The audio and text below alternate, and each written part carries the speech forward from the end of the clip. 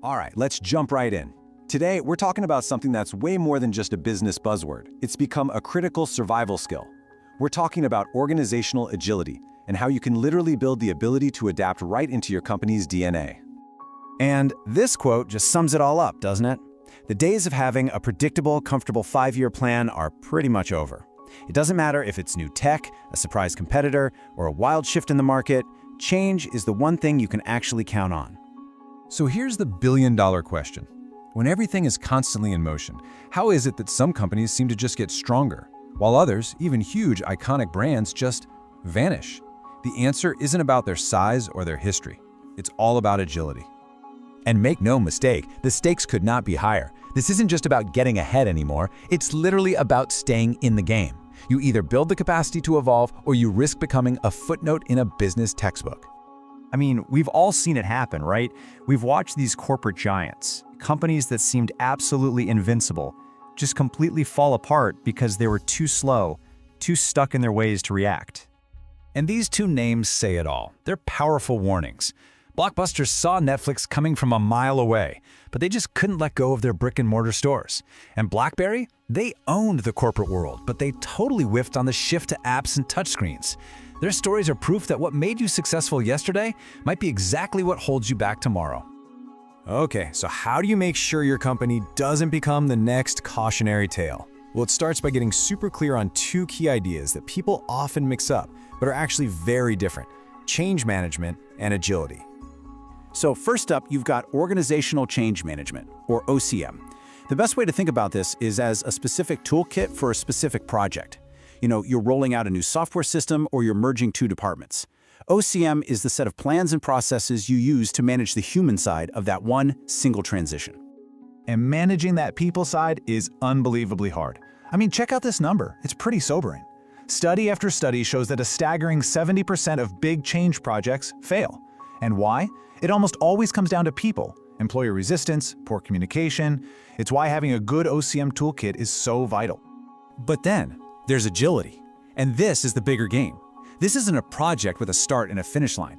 Agility is a permanent capability. It's like building a change muscle for the entire organization, so you can react to any change, whether you planned for it or not, quickly and effectively. So here's the main difference, and it's super important. Change management is the toolkit you pull out for one specific project. It has a beginning and an end.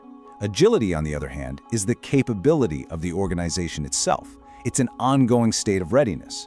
You use the tools of OCM to help build that lasting, permanent capability of agility. So, why should you and your organization go through all this effort? Why obsess over building this capability? Because, honestly, the data is just undeniable. Agility is one of the biggest performance multipliers you can possibly have. Let's just cut to the chase. We're talking about the bottom line. Is all this work to become more adaptable actually worth it? I mean, what's the real, tangible return on investment? Well, the answer is a resounding yes, and the numbers are pretty incredible. So get this, a major study from MIT found that agile companies grow their revenue 37% faster than their competitors. That's not a small difference. That is a massive, game-changing advantage that puts you way ahead of the pack. And it doesn't stop there. It's not just about top-line growth. Those very same agile companies also pull in 30% higher profits. So they're not just growing faster, they're operating more efficiently and more intelligently too. But, it's not all about the financials. Agile organizations are just fundamentally closer to their customers. That means higher satisfaction, more loyalty, and internally, when you empower your people to make decisions and own their work, you get a workforce that is way more engaged, motivated, and a whole lot more innovative. Okay, so the why is pretty clear, right? It's a huge advantage. So let's get to the fun part, the how. How do you actually weave this into the fabric of your company? It all starts with building your culture on 3 key pillars. So here they are. First, you need a relentless focus on your customer.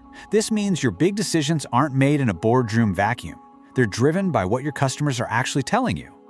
Second, you build small, empowered teams.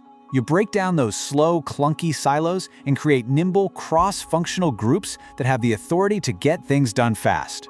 And third, you have to build a learning culture. This is huge. It's a place where people are encouraged to experiment and where failures aren't punishments. They're just valuable data. Okay, theory is one thing, but let's make this super practical. Where do you even begin? Here's a simple 5-step blueprint you can use to start building agility right now. First, you have to foster the mindset, and that has to start at the very top. Is your leadership just talking the talk, or are they walking the walk? Second, you have to truly empower your people. That means pushing decisions down to the people who are closest to the action. Third, take a hard look at your HR practices. Are you hiring and promoting for collaboration and adaptability, or are you still rewarding old-school rigid behaviors? Fourth, communication. You have to make open, transparent communication the absolute default. And finally, and this might be the most important part, start small. Don't try to transform the whole company overnight. Pick one team, one project, run a pilot, see what you learn, and then scale up what works. And really, this is what it's all about. This is the goal.